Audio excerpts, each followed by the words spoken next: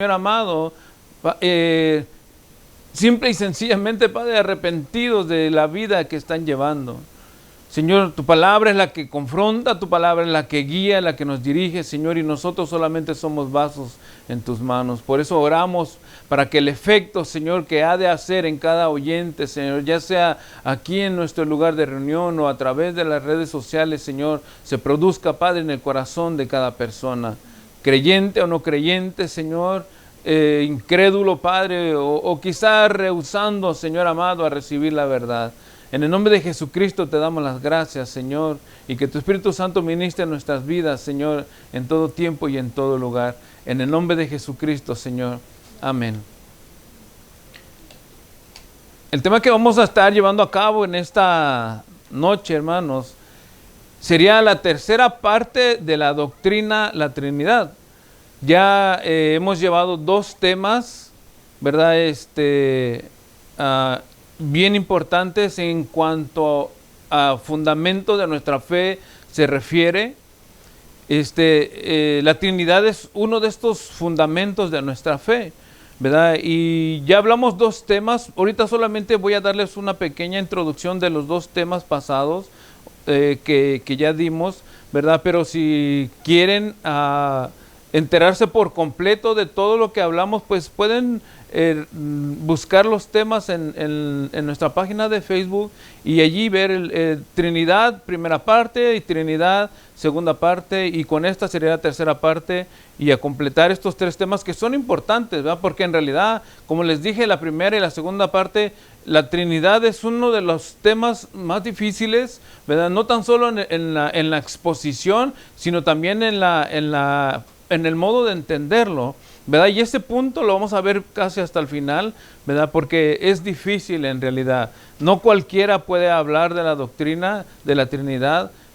Nosotros decimos creemos en Dios, los que creemos en la Trinidad, creemos en Dios, creemos en el Padre, en el Hijo y en el Espíritu Santo, pero cuando se trata de explicarlo, ¿verdad? Es allí donde está lo difícil, ¿verdad? Pero yo les voy a dar ahorita lo que hemos visto en las últimas 2 semanas, me da un pequeño resumen y después vamos a concluir y probablemente en algún tiempo más adelante, si el Señor nos presta vida antes de que Él venga a redimir a la iglesia, volvamos a tocar este tema de la Trinidad, ya sea a lo mejor más amplio o más corto, porque en realidad si nosotros tratáramos de hacer un estudio exhaustivo de la Trinidad, yo creo que tardaríamos más de 3 o 4 semanas, o 5 a lo mejor, hablando de este tema de la Trinidad, ¿verdad? Tratando de explicar lo más posible para que todos nosotros pudiéramos, obtengamos, mejor dicho, un conocimiento más amplio, y aún así no podríamos llegar, y ahorita van a ver, por eso les digo que al final vamos a ver, ¿verdad? Aún así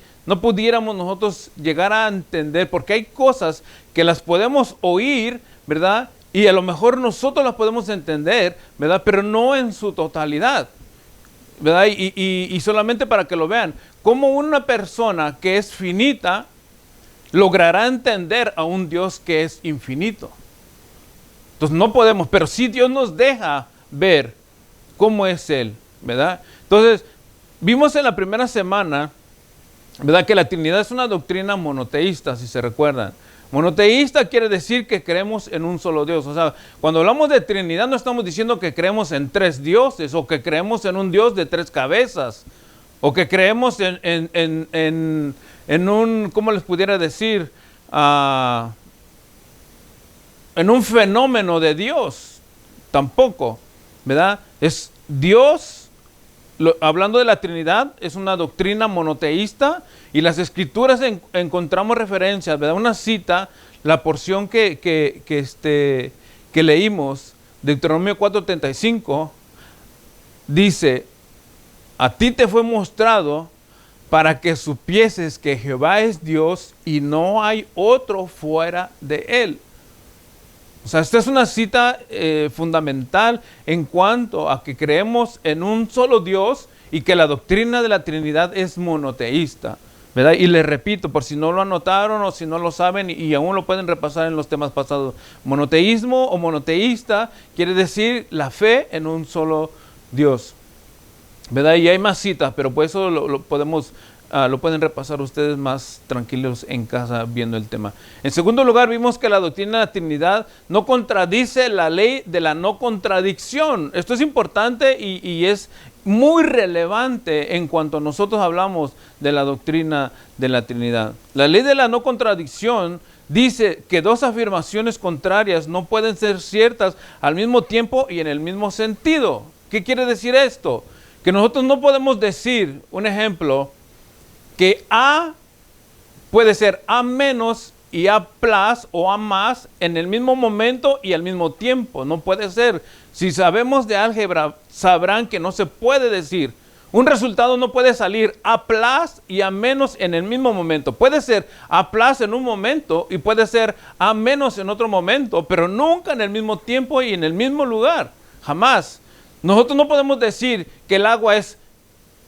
Sí podemos decir que el agua es sólida y puede ser líquida, pero nunca puede ser en el mismo momento y en el mismo lugar.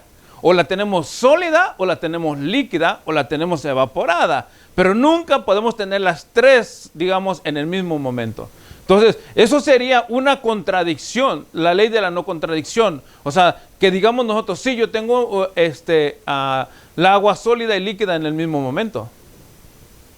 Porque estamos contradiciendo algo que no se, o sea, que es ilógico, pues, en pocas palabras. Y cuando nosotros lo aplicamos a la doctrina de la Trinidad, nosotros, ¿cómo explicaríamos esto? Simple y sencillo, que tenemos un Dios, la importancia de saber que tenemos una fe en la doctrina de la Trinidad que es monoteísta. ¿Qué quiere decir esto? Que creemos en un solo Dios, pero que este Dios en este Dios hay tres personas, Padre, Hijo y Espíritu Santo. Y así es como nosotros explicamos de alguna manera, ¿verdad? Y damos a entender y también comprobamos que no contradecimos la ley de la no contradicción, ¿verdad? Y vamos a ver una cita para que ustedes lo vean un poco más claro a través de las Escrituras. O sea, no decimos Dios es al mismo tiempo el Padre y Dios es al mismo tiempo el Hijo y Dios es al mismo tiempo el Espíritu Santo, porque entonces sí estamos contradiciendo la ley de la no contradicción o la ley de la lógica, en pocas palabras, ¿verdad? San Juan capítulo 14, verso 16 dice... Y fíjense la expresión y las palabras que está diciendo, ¿verdad? Porque si Dios es uno y no hay tres personas en Él, entonces sí contradecimos la ley de la lógica o de la no contradicción. Pero dice San Juan 14, 16, y yo rogaré al Padre una persona, que es el Hijo, y el otro que es el Padre al que le está rogando, dice, y os dará otro consolador. Y fíjense, y no está dando ni los nombres de las tres personas, solamente el del Padre, pero sí nos deja ver que hay tres personas allí, si ustedes lo ven conmigo. Y yo rogaré al Padre y os dará otro consolador. Y cuando se refiere al otro consolador, se refiere al Espíritu Santo. O sea, claramente nosotros podemos ver que hay un Dios y tres personas y no se contradice la ley de la no contradicción. O sea, pero como les repito, o sea, esta ley de la no contradicción la vimos en los temas pasados. Pueden repasar el tema en nuestra página y viendo toda la predicación y se van a dar cuenta, ¿verdad?, con mayor citas y más ampliamente acerca de este punto. En tercer lugar, vimos que la Trinidad se revela progresivamente en las Escrituras. ¿Qué quiere decir esto? Que la misma Biblia nos deja ver poco a poco la existencia de tres personas en ese único Dios verdadero. Tres personas en ese único Dios verdadero. Una cita vamos a ver solamente para que nos demos cuenta. No hay nombres, pero sí nos deja ver. Isaías 48, 16 dice, acercaos a mí, oíd esto. Desde el principio no hablé en secreto. Desde que eso se hizo, allí estaba yo. Y ahora me envió Jehová el Señor y su Espíritu. O sea, claramente las Escrituras progresivamente nos deja ver, aunque esta solo es una cita, ¿verdad? Y este es otro punto que también vimos ya, ¿verdad? Pero sí nos deja ver la Escritura progresivamente de que hay tres personas que se están manifestando allí. o que están dejándose ver, si quieren verlo de esta manera. Acercaos a mí, dice. Oíd esto desde el principio. No hablé en secreto. Desde que eso se hizo, allí estaba yo. Y ahora me envió Jehová el Señor y su Espíritu, ¿verdad? O sea, si nosotros analizamos con mucho cuidado esta cita, podemos ver allí al Padre, al Hijo y al Espíritu Santo. Progresivamente, ¿verdad? Y vuelvo y les repito, hermano, hay más citas. Por eso son temas que nosotros, ¿verdad?, necesitamos ver para que podamos completar todo este estudio de la Trinidad. En cuarto lugar, vimos que la Biblia, en relación a la Trinidad, da por sentado la existencia de Dios. No que la Biblia tenga argumentos a favor de la existencia de Dios. Simple y sencillamente, la Escritura nos enseña que existe Dios. La Biblia no va a pelear con nadie o no va a refutar sus creencias de nadie. La Biblia nos enseña que existe Dios. Simple y sencillamente, ¿verdad? Eso fue en la primera semana. La semana segunda vimos cómo Dios posee una pluralidad de personas, ¿verdad? Y esto, hermanos, es importante. Si nosotros sabemos gramática, ¿verdad? Y si no sabemos gramática, pues tendríamos que saberlo, pero esto es importante, hermanos, ¿verdad? Porque cuando se habla de verbos, de nombres y pronombres, y más cuando se está hablando en plural, ¿verdad? Este lenguaje, lógicamente, nos da a entender de una diversidad de personas, ¿verdad? Un ejemplo solamente, cuando yo les digo, ¿verdad? No voy a mencionar nombre, pero si les digo, estamos aquí, ¿a cuántas personas me estoy refiriendo? No dije ningún nombre y no dije cantidad, ¿verdad? Pero dije, o más bien di a entender de que hay muchas personas porque estamos aquí, ¿verdad? Hablé en plural, gracias, exactamente. Dije en plural una palabra. Ahora, si yo digo, estoy aquí, ¿cuántos están aquí? Claro, porque solamente estoy yo aquí, ¿verdad? Entonces, por eso que les digo, en la gramática esto es importante, porque de esta manera nosotros podemos entender cómo Dios no solamente se revela progresivamente, ¿verdad? Sino que de esa pluralidad de nuestro Dios nos lo deja ver en el uso de nombres, pronombres, ¿verdad?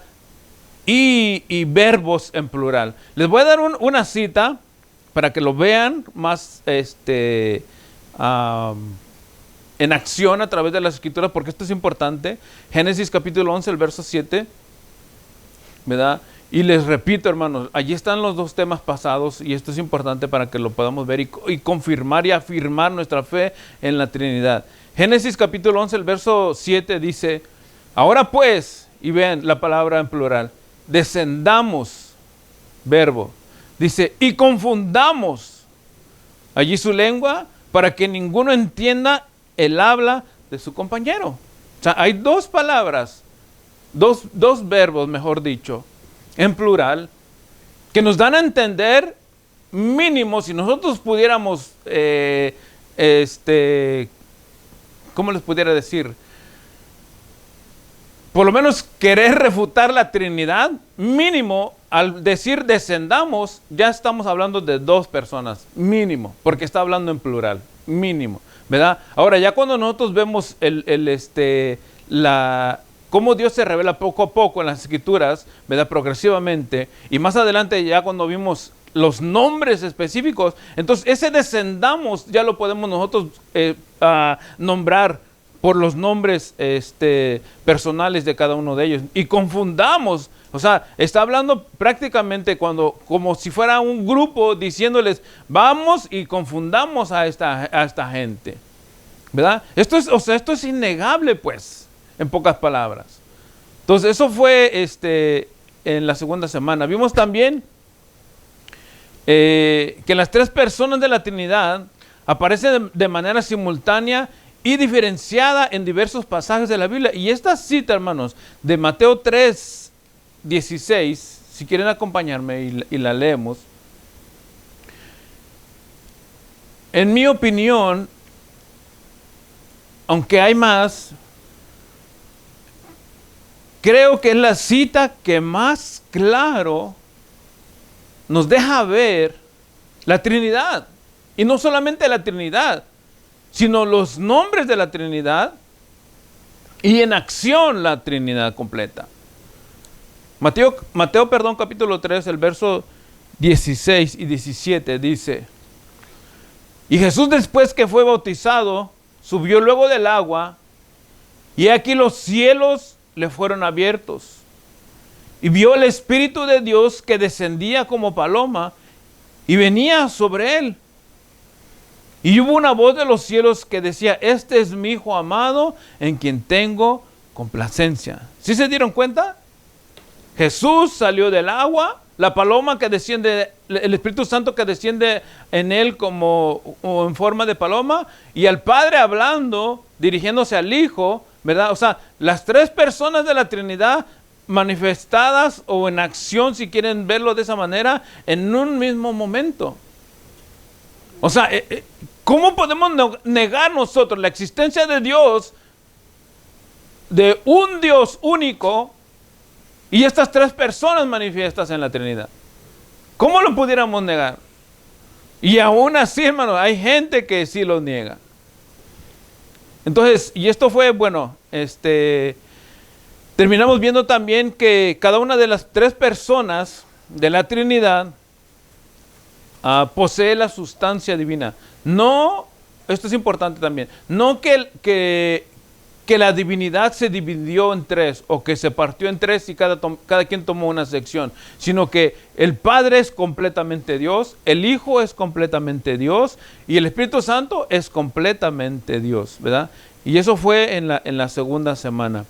Entonces, y con estos puntos pues terminamos esos dos temas, ¿verdad? Hoy vamos a ver, hermanos, de manera más, digamos, final, cómo cada una de las personas son distintas entre sí. O sea, no solamente vemos la diversidad del lenguaje, la revelación progresiva, la ley de la no contradicción, la Trinidad como una enseñanza monoteísta, sino que hoy vamos a ver cómo cada uno de ellos, digamos, tiene un desempeño en las Escrituras, ¿verdad?, que no puede ser sustituido por ninguno de los otros dos. O sea, el Padre tiene una tarea, el Hijo tiene otra tarea y el Espíritu Santo tiene otra tarea. Amén. Entonces, con eso vamos a entrar en este tercer tema y finalizaremos. Entonces, las tres personas de la Trinidad son distintas entre sí. Las Escrituras abundan, o en las Escrituras abundan en testimonio que demuestran que aunque las tres personas poseen la misma naturaleza divina, no obstante sus personalidades están marcadas en ciertas actividades que no son intercambiables, sino exclusivas y que las presentan como distintas entre sí. O sea, ninguno puede tomar el papel del otro, en pocas palabras. Vamos a ver un ejemplo, ¿verdad? El Padre, vean, busquen conmigo si quieren San Juan capítulo 3 versículo 16, ¿verdad? El Padre manda al Hijo a redimir al pueblo y nunca va a suceder que el Padre o el Hijo, mejor dicho, sea el que envía al Padre a redimir al pueblo. San Juan 3:16 dice: porque de tal manera amó Dios al mundo que ha dado a su Hijo unigénito para que todo aquel que en él cree no se pierda, mas tenga vida eterna. Y allí podemos ver el papel del Padre enviando al Hijo a redimir al pueblo y no el Hijo mandando al Padre a redimir al pueblo. Otra cita, Romanos capítulo 5, el versículo 8, dice: mas Dios muestra su amor para con nosotros en que siendo aún pecadores, Cristo murió por nosotros. Verso 9 dice: pues mucho más, estando ya justificados en su sangre, por él seremos salvos de la ira. Y vean, hermanos, el verso 8, Dios muestra su amor para con nosotros en que aún siendo pecadores, Cristo murió por nosotros. O sea, en pocas palabras, el Padre mandó al Hijo a redimir a su pueblo. Y nunca ha sucedido lo contrario. En las Escrituras nunca vamos a encontrar que el Padre murió por el Hijo, o que el padre se equivocó y él tendría que haber muerto y el hijo era el que tenía que haber sido el que enviaba al padre. No. ¿Por qué? Porque cada uno tiene un papel fundamental en las Escrituras. Cada uno, hermano, posee una personalidad y estas personalidades, están marcadas con las actividades de cada uno de ellos. Entonces, el Padre manda al Hijo a redimir a la iglesia y el Hijo redime a la iglesia y envía al Espíritu Santo. Nunca el Padre es el que envía al Espíritu Santo, sino que el Hijo es el que envía al Espíritu Santo a santificar a la iglesia, ¿verdad? O nunca se ha dicho tampoco que el Espíritu Santo sea el que fue crucificado en lugar del Hijo. Y vamos a ver Mateo capítulo 20, el verso 23. Todas estas citas, hermanos, son respaldo de lo que les estoy diciendo y de cómo nuestra fe puede ser sustentada con estas citas bíblicas. Mateo capítulo 20, el verso 23 dice, Él les dijo, a la verdad de mi vaso beberéis, y con el bautismo que yo soy bautizado seréis bautizados. Pero el sentados a mi derecha y a mi izquierda no es mío darlo, sino aquellos para quien está preparado por mi Padre. O sea, el Hijo es el que redime, ¿verdad? Y el sacrificio es del Hijo, no es del Espíritu Santo, ni es del Padre. Mateo capítulo 26, verso 39 dice, yendo un poco más adelante, se postró sobre su rostro orando y diciendo, Padre mío, si es posible, pase de mí esta copa, pero no sea como yo, sino como tú. Fíjense, el Hijo es el que es crucificado, ¿verdad? En estas porciones que estamos leyendo estamos viendo cómo es el Hijo el que es el crucificado o el que va a ser crucificado. No es el Espíritu Santo, pero el Hijo sí es el que va a enviar al Espíritu Santo. Mateo 27, 46 dice, cerca de la hora novena, Jesús clamó a gran voz diciendo, Elí, Elí, lama sabactani. Esto es, Dios mío, ¿por qué me has desamparado? ¿Verdad?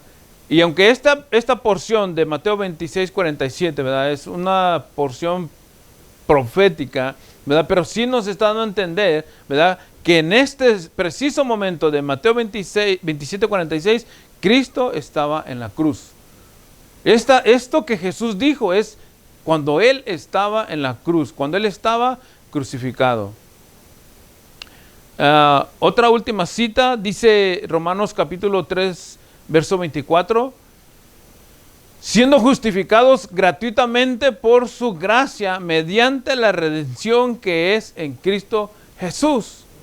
O sea, el que fue crucificado, hermanos, no fue ni el Padre ni el Espíritu Santo, fue Jesucristo, ¿verdad? Y Él es el único que puede redimir a la iglesia. Y ahora sí, vamos a ver cómo el Hijo es el que envía al Espíritu Santo. San Juan capítulo 14, el verso 16 y 17 dice, y yo rogaré al Padre y os dará otro consolador para que esté con vosotros para siempre. Y el Espíritu de verdad, el cual el mundo no puede recibir porque no le ve ni le conoce, pero vosotros le conocéis porque mora con vosotros y estará en vosotros. Y fíjense, o sea, dice Jesús, yo rogaré al Padre y os dará otro consolador, porque el Hijo es el que iba a rogar para que el Espíritu Santo viniera con nosotros. Pero fíjense lo importante que dice el verso 17, y el Espíritu de verdad, el cual el mundo no puede recibir porque no le ve ni le conoce, pero vosotros le conocéis porque mora con vosotros y está en vosotros. ¿Entienden? ¿En dónde va a estar el Espíritu Santo? ¿Dónde? ¿Dónde? En nosotros. No tengan miedo de decirlo, en nosotros. O sea, Él no está a nuestro lado o enfrente o atrás. Si nosotros hemos creído en Jesucristo y reconocemos que Él es nuestro Dios y nuestro Salvador, el Espíritu Santo va a morar. Somos morada, dice la Escritura, 1 Corintios, morada y templo del Espíritu Santo. O sea, no podemos nosotros, hermanos, decir, no, bueno, sí creo en Jesús, pero pues yo me atrevo a hacer algunas cuantas maldades porque todavía no estoy santificado o santificada. No se puede, hermano. O somos del Señor o no somos del Señor. El Espíritu Santo, por eso es que dice la Escritura, ¿verdad? O sea, cada uno toma un papel fundamental en la vida de la iglesia, digamos. El Hijo es el que redime la iglesia, pero el Padre es el que envía al Hijo a redimir a la iglesia, y el Hijo es el que ruega al Padre para que el Espíritu Santo sea enviado a la iglesia y esté con nosotros. ¿Ven? O sea, y cuando lo vemos en la Trinidad, vemos claramente las tres personas trabajando allí. Padre, Hijo y Espíritu Santo, innegables, ¿verdad? Hechos capítulo 1, el verso 8. En este versículo de Hechos 1:8, Jesucristo ya había muerto, ya había resucitado, ya había estado con los discípulos por más de 40 días con pruebas indubitables, dice la Escritura, enseñándoles a ellos todavía, y Él estaba a punto de ser ascendido al cielo, al Padre, ¿verdad?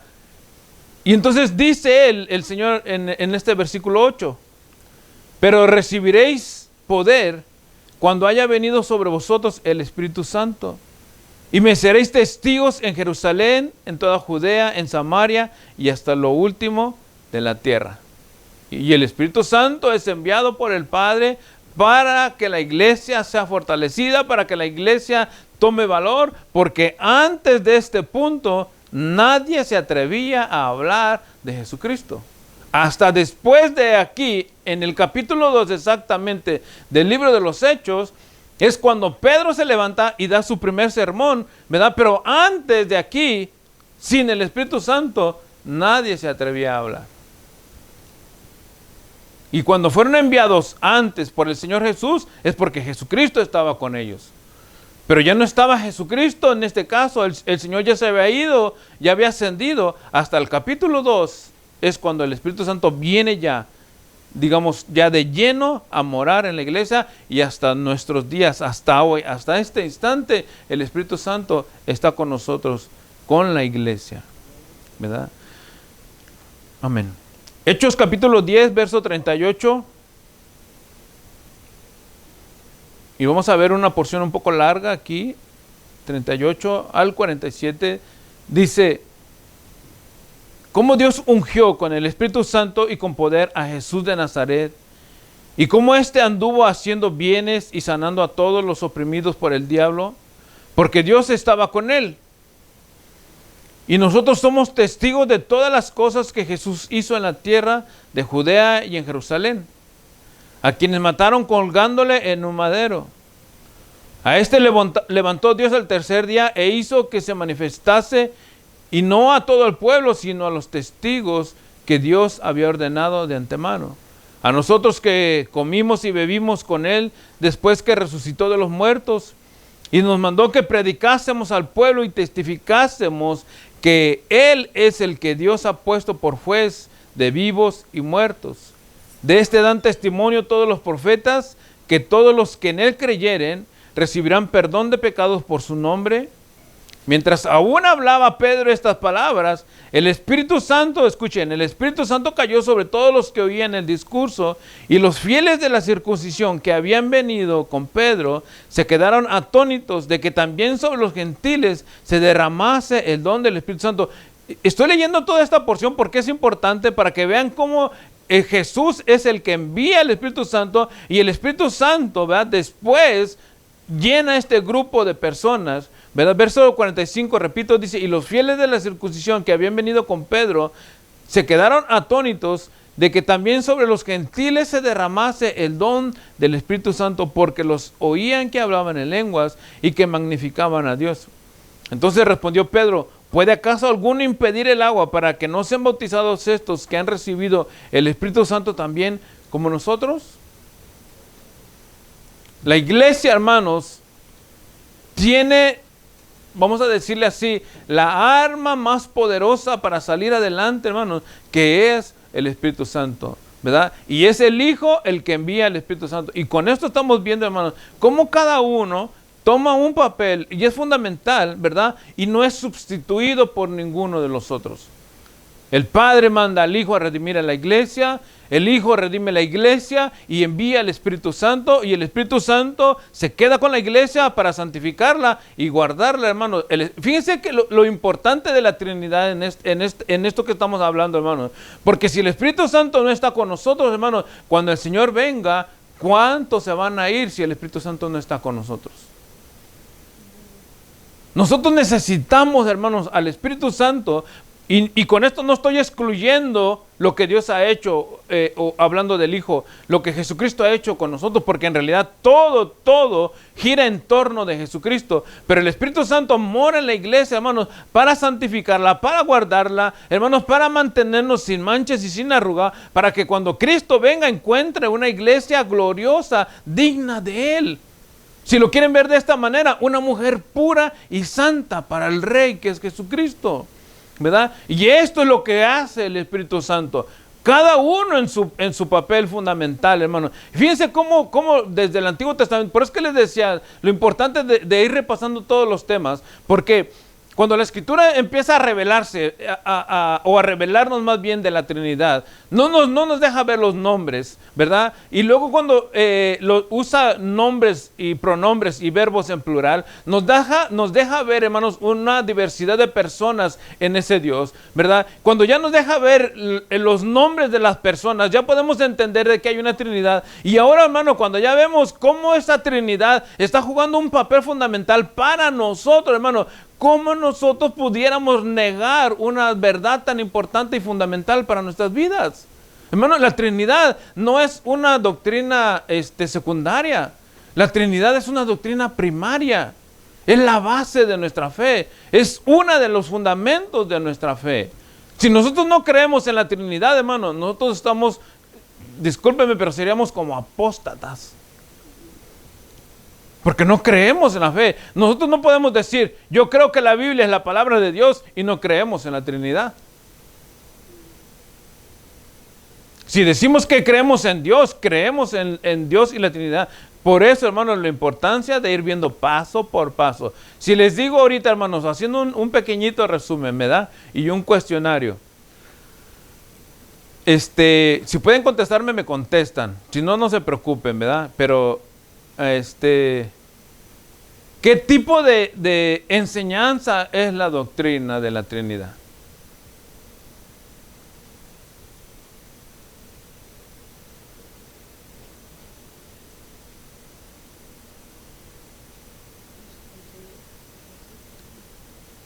Se los dije al principio, en punto número 2.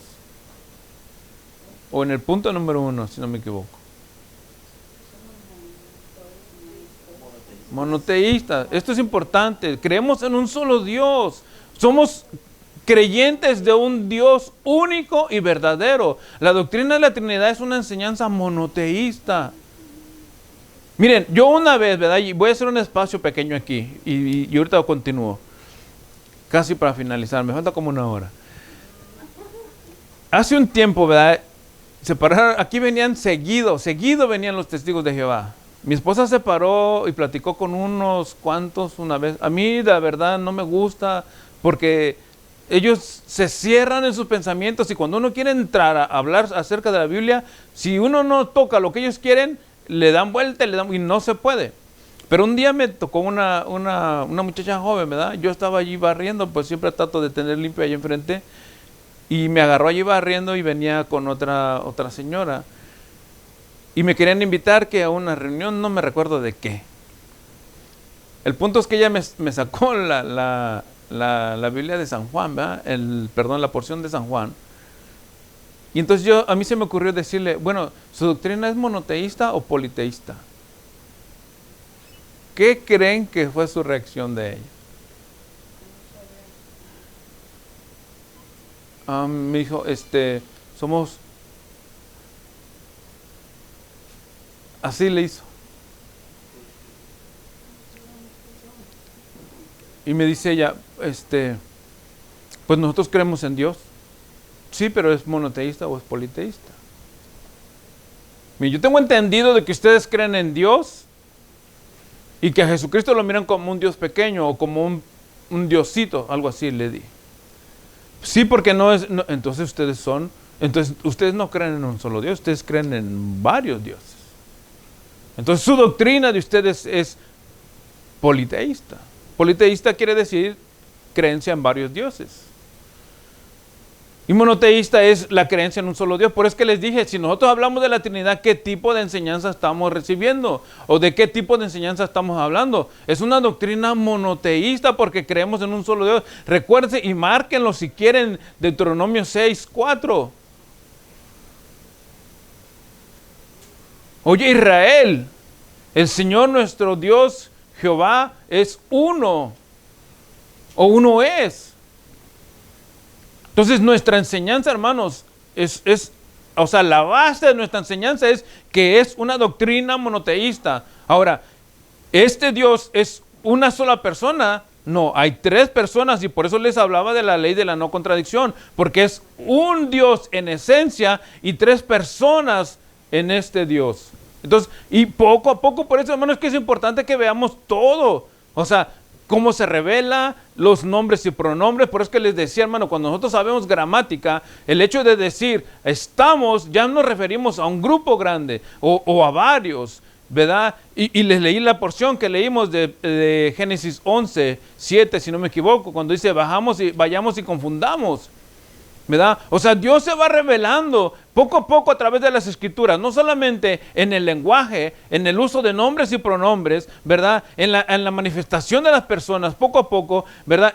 Cada uno tiene un papel fundamental en las escrituras, ¿verdad? Y cada uno lleva a un hermano a un punto a que la iglesia sea redimida. Todo esto, hermano, si nosotros, por eso que les dije al principio, si se recuerdan, es difícil explicar la doctrina de la Trinidad, aún a mí me cuesta, ¿verdad? Yo no puedo decir, soy experto en explicar la doctrina, no. Pero, hermano, cuando ya nosotros vamos viendo todo esto, poco a poco, no puede venir, hermano, y espero, no puede venir un testigo de Jehová y cambiarnos nuestra mentalidad. No puede venir, hermano, por más que nosotros, se los voy a decir así, por más que nosotros no podamos defender por las escrituras nuestra fe, no puede venir a cambiarnos nuestra mentalidad, porque nosotros, aunque no podamos decir, no, yo no me sé las citas que donde dice, pero yo sé que allí está. ¿Me entienden?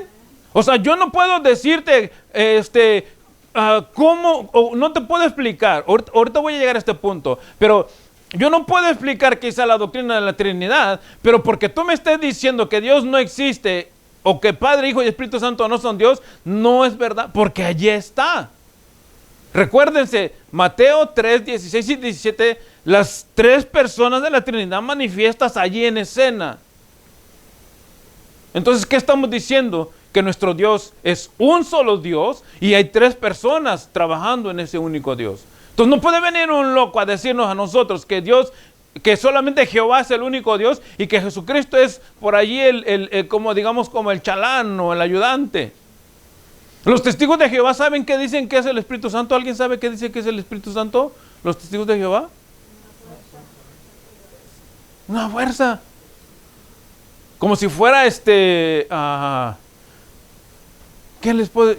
Denme algún ejemplo de alguien que agarra fuerza por algo. Sansón agarraba, él tenía fuerza porque el Espíritu Santo estaba con él, pero no es una fuerza como lo que ellos dicen.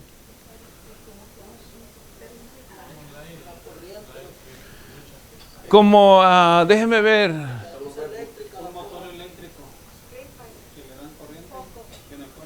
Ajá, ok, es un ejemplo bueno. O sea, un motor que se mueve a través de la luz.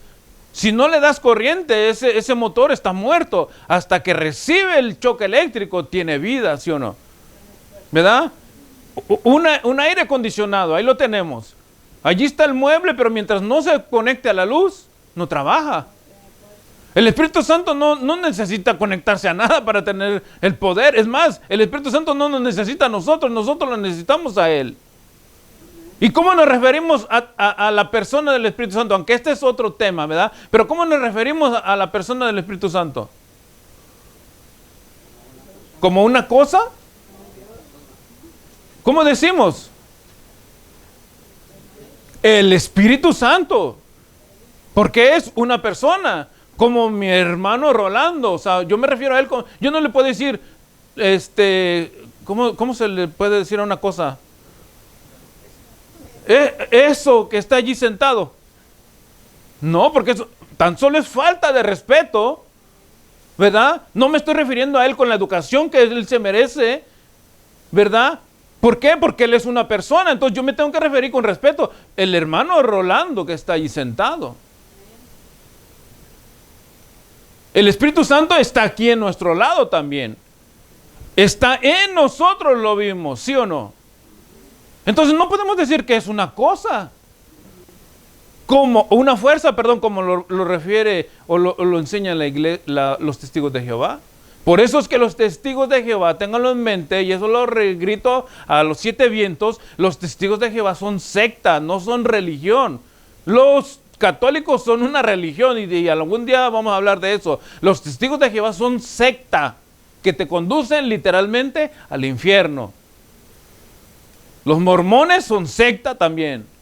Entonces hay que tener cuidado con todo ese tipo de gente, ¿verdad? Por eso es que cuando yo les digo la doctrina de la Trinidad es fundamental, es por todo esto que les acabo de enseñar. Y cuando les digo otra vez, espero que hoy sí me puedan responder, cuando hablamos de que la doctrina de la Trinidad, ¿qué tipo de enseñanza es? Es una monoteísta, es una enseñanza monoteísta. Porque creemos en un único Dios. Y después ya vamos a soltar todo nuestro repertorio. Y si llevan citas, si llevan anotado todo, hermano, cuando se pone un testigo, a ver, permíteme, déjame sacar mi cuaderno. Y hoy sí déjate venir. Suéltame el gallo más bravo que tengas, porque yo aquí vengo bien preparado, bien preparada. Entonces, hermano, nadie, por eso que les digo, hermano, aunque nosotros no nos sepamos las citas, no puede venir alguien a decirnos, no existe la Trinidad. Ya se los dije en el primer tema, la palabra Trinidad nunca, jamás en la vida la vamos a encontrar en la Biblia. Pero que no exista la palabra Trinidad no quiere decir que no están las 3 personas allí. ¿Me entienden? Efesios capítulo 1, versículo 13. Dice, en él también vosotros, habiendo oído la palabra de verdad del evangelio de vuestra salvación y habiendo creído en él, fuiste sellados con el Espíritu Santo de la promesa. O sea, allí ya estamos viendo algo más final quizá de la promesa que Jesús le hizo a la iglesia, o en este caso a los discípulos: y yo rogaré al Padre y os dará otro consolador para que esté con vosotros, ¿verdad? Pero aquí dice él, y él también, en Efesios dice 1:13, en él también vosotros, habiendo oído la palabra de verdad, el evangelio de vuestra salvación, y habiendo creído en él, hablando de Jesucristo, fuiste sellados con el Espíritu Santo de la promesa. Si has creído en Jesucristo, hermano, tienes ese sello de garantía que eres hijo, que eres hija de Dios. Hermano, nadie ni nada te puede hacer sentir menos que hija o hijo de Dios. Si tú empiezas, no, es que yo no sé si soy yo. Hermano, entonces, si tú piensas así, discúlpame, pero entonces tú tienes que regresar. ¿Has creído en Jesucristo o no has creído en Jesucristo? Es que no has creído. Si estás dudando, no has creído. Me voy a hacer un pequeño espacio aquí, perdónenme, pero quiero llegar a esta cita. San Juan capítulo 1. Se me ocurrió ahorita y la tenemos que leer. Bueno, no se me ocurrió, aquí está en la Biblia, me acordé, mejor dicho.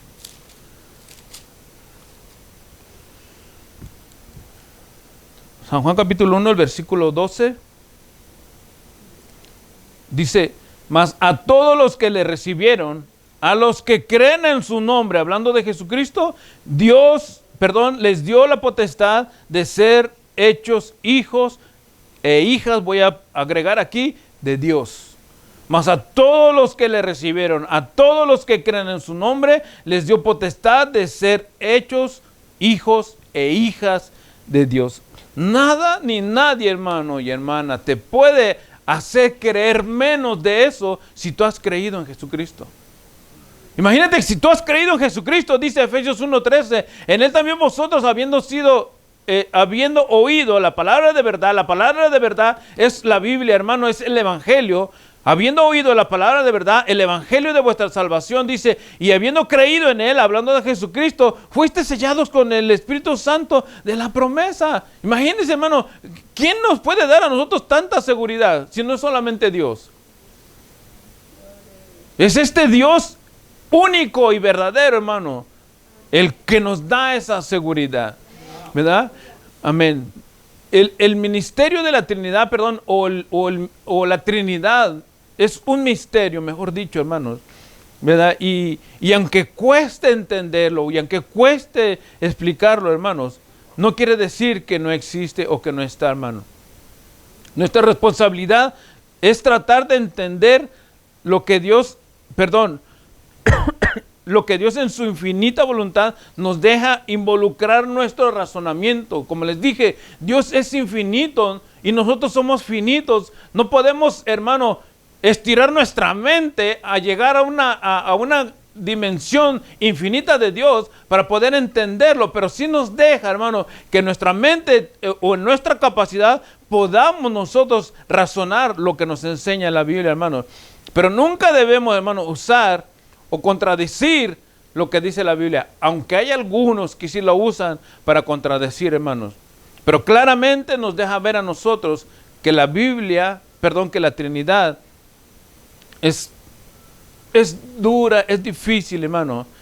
En otras palabras, hermano, Dios quiere que sepamos lo que quiere que sepamos de Él para poderlo entender. Job capítulo 11, el verso 7. Porque es la Trinidad un misterio. Dice Job capítulo 11, el verso 7. Dice, ¿descubrirás tú los secretos de Dios? Pregunta.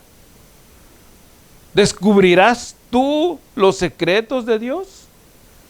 ¿Llegarás tú a la perfección del Todopoderoso? No podemos, hermano, nosotros descubrir los secretos de Dios, ni tampoco podemos llegar, hermano, a la perfección de Dios. Lo que Dios le dice a Job es que entienda que Él es infinito y nosotros somos finitos. Que no puede ser comprendido, hermano, en nuestra mentalidad. Ciertamente, hermanos, y esto a lo mejor ustedes lo pueden corroborar. Ciertamente hay hermanos que tienen una capacidad grande que el Señor les ha dado de retención, quizás hasta de las Escrituras, ¿verdad? Y que tienen una capacidad para poder exponer los temas tan fácil quizá, que uno lo dice, ¿y cómo le hace ese hermano para explicarlo de esa manera? ¿Verdad? Y que queda claro, y eso es un don de Dios. Pero ni aún estos hermanos tienen todo el conocimiento de Dios. Ni aún estos hombres tan inteligentes que Dios los ha levantado en ese nivel, hermano, pueden llegar a descubrir los secretos de Dios.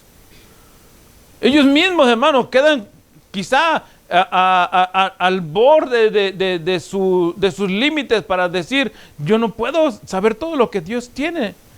El verso de allí mismo, Job 11, 8 dice, 8 y 9, dice, es más alto que los cielos, ¿qué harás? Es más profundo que el Seol, ¿cómo lo conocerás? Su dimensión es más extensa que la tierra y más ancha que el mar. ¿Cómo vamos a conocer los secretos de Dios, hermano, si están de ese tamaño?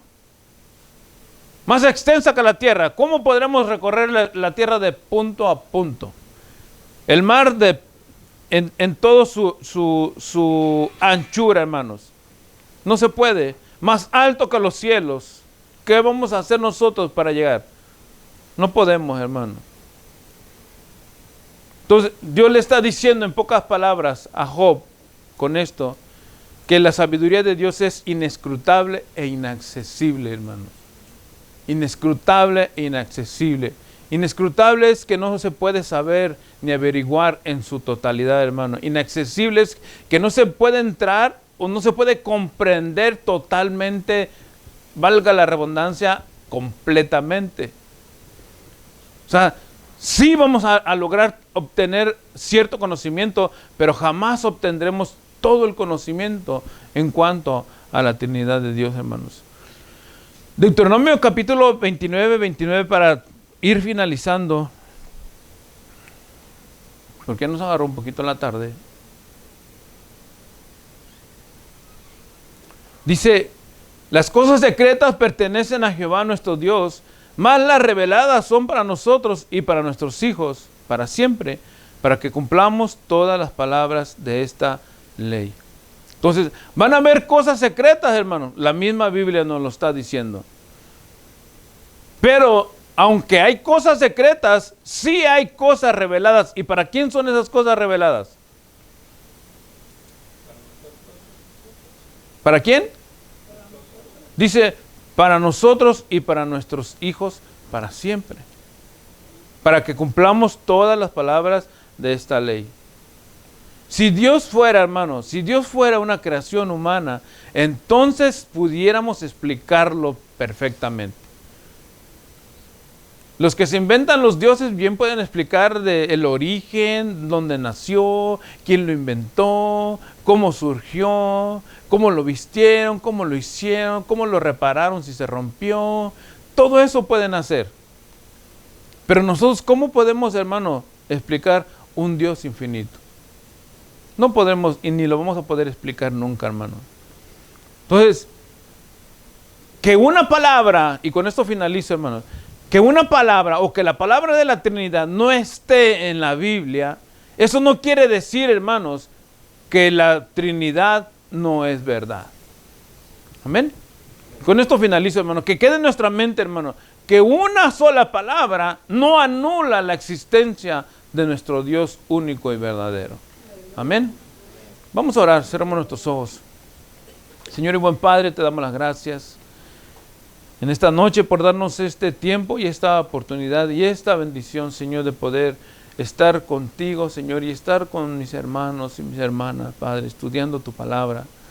Porque esto es lo que nos hace crecer, Señor, no venir a recibir, Padre, quizá palabras de aliento, de motivación, Señor, que solamente van a hacer eso, motivarnos quizá nada más a salir adelante, Padre, pero nunca a crecer en nuestra vida espiritual, nunca a crecer en el conocimiento de ti, Señor, nunca en conocerte verdaderamente quién eres tú.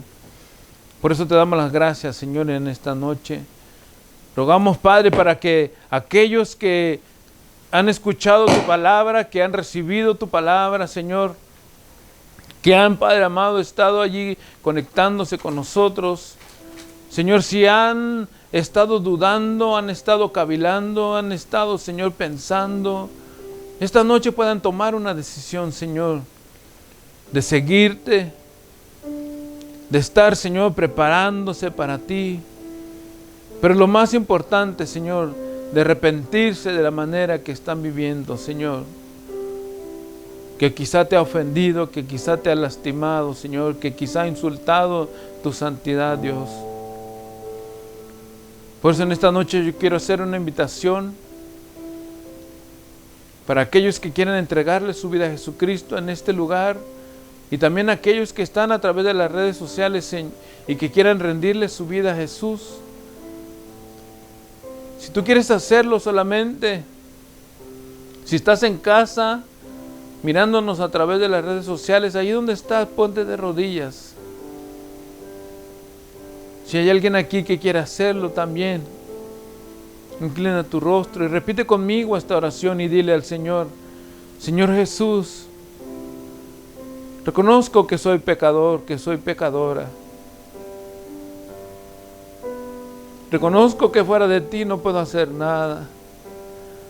Reconozco que te he fallado y que he quizá ofendido tu santidad, Señor, y te pido perdón por eso, porque a lo mejor fue por ignorar en verdad quién eres tú. Ignorar este Dios al que yo hoy estoy conociendo y estoy aprendiendo.